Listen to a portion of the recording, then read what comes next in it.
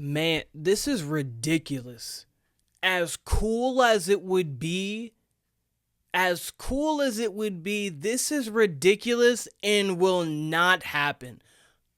Nick Wright on First Things First proposed an insane trade that cool for the Spurs, but it's not going to happen. We break down the trade here, why it doesn't make sense, and what the ramifications would be if it did happen, which it's not going to. But this is Spurs Digest with Keenan Warner here. Make sure you hit that subscribe button. Take a Spur of the moment to get every Spurs moment by hitting that subscribe button down there. Let's just get right into it. There's no need to even play around. You guys have probably seen this floating around the airwaves. Nick Wright of First Things First on Fox Sports. It's Monday through Friday, 3 to 5. Nick Wright found a way to make LeBron James and Steph Curry team up next season. It'd be the San Antonio Spurs landing spot. Listen, LeBron and Steph, this would have to happen next year. So this is not the 24-25 season, but the 25-26 season. So LeBron James and Steph Curry come to the San Antonio Spurs. Great, you pair that with Victor Wembanyama. We will get into that aspect, the cool aspect of it, in a moment. The Lakers would then receive Keldon Johnson, Harrison Barnes, and 2 first-round picks from the San Antonio Spurs. And then Devin Vassell and Zach Collins with 2 first-round picks would go to the Golden State. The first-round picks have Atlanta's 2027 first-round pick. I think Minnesota's 2031 first-round pick. The first-round picks that are here are all good picks because the Spurs have a litany of picks that are very good, that are unprotected, that are not protected, that are going to be great assets to either trade off of to help the now, or they're going to be pieces that you can draft to help the now and the future. But okay, so in this hypothetical world that we're going to be living in here for the next few minutes, let's put this together. The Warriors are going to be giving up Steph Curry, who we just saw put up 24 points against France in the Olympic final, 4 threes in 3 minutes. We just saw him put up 36 against Serbia. This guy has no signs of slowing down at all. He's a year and a half removed from dropping, or 2 years removed from dropping 50 against the Kings in a Game 7. Last year, they didn't make the playoffs. Why? Not his fault. Not his fault at all. He was there. He was clearly the best player on the team, and he can be the best player on a championship caliber team. Of course. LeBron James, that side. We just watched him get a triple-double, the second ever triple-double for him in the Olympics. That's the most all-time for any U.S. Olympian. He has more. No one's ever put 2 triple-doubles together. So, he already has that. Plus, we saw him, what he did against Denver. He clearly doesn't have it defensively still the way he used to, but offensively, he can control the game better than anybody. He is right now still the best point guard in the league. I understand he doesn't play point guard, but when you're going to talk about a guy running a show, LeBron James is one, and that's that. Okay? So, let's talk about him on the Spurs with Steph Curry. LeBron James on the Spurs with Steph Curry would make this team the best team in the league, not even a question. Even if, say, right now, those are 2 top 10 players in the game, with Victor Wembanyama creeping his way up to the top 10, will be a top 10 player. Say they even decline a little bit, just age-wise.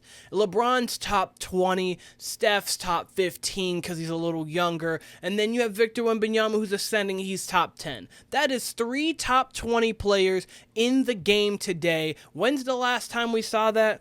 Let's go back the clock.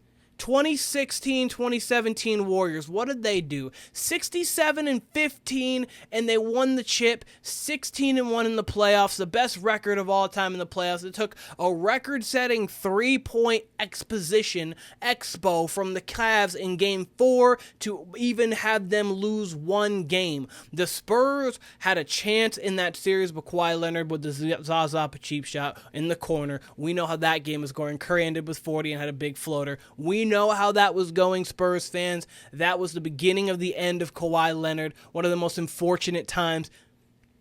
Okay, but let's not dwell in the past. Let's dwell on this.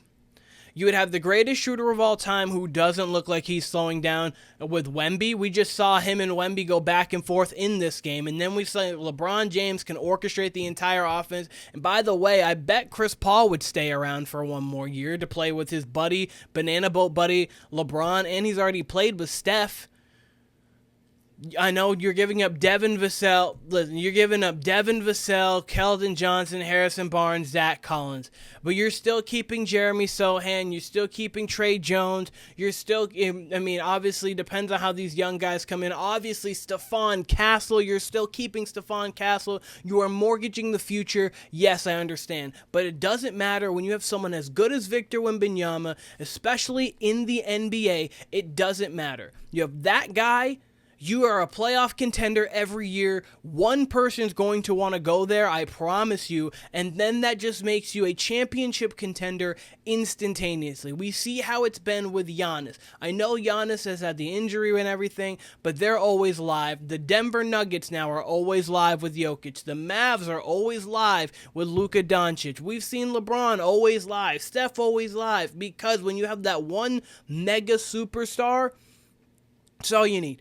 So on the Spurs front, that would be a phenomenal trade that I would highly welcome. I don't care if LeBron's there for a year and Steph's there for 2. That's a championship, if not 2, easy. One championship within those 2 years, easy, bar none, not even a question. These other teams, though, the Lakers aspect of it, I'm going to show the trade again. The Lakers aspect of it, not the worst thing in the world. You've got 2 years of LeBron left. 2. So Keldon Johnson, a young guy, he's 24 now, be about 26 at this time.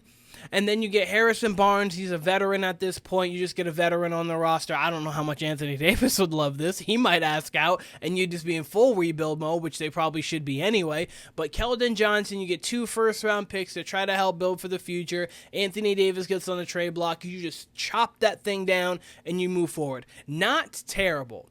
Steph has still 3 to 4 good. He has 3 great years and 1 to 2 good years if he wants them. Steph easily could be playing almost to 2030. The next Olympic run, Steph might just be on that. I know he said this is his one, and it probably is because he's a man of his word. But he could be on that Olympic team, kind of like Diana Taurasi was on this team for the women's. It was like, I'm going to be there, be the veteran leader. If you guys need me, I can shoot still, and we'll chill there. But Devin Vassell, young player, that's nice to go along with, I guess, Jonathan Kuminga, Moses Moody, Brandon Podziemski. Kayvon Looney would still probably be there. I mean, this roster would be not good. Zach Collins and then 2 first-round picks, and they would be cutting it down. So, I mean, in theory, I guess.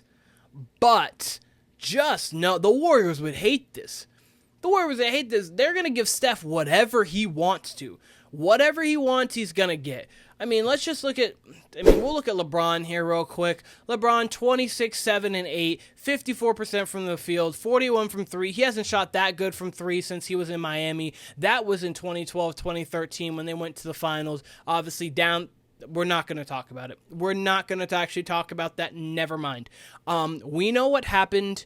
We know it happened. But anyways, when he was there, that was that. But when playing with Steph Curry, though, that is a possibility where we don't know. San Antonio would be lovely, but we don't know.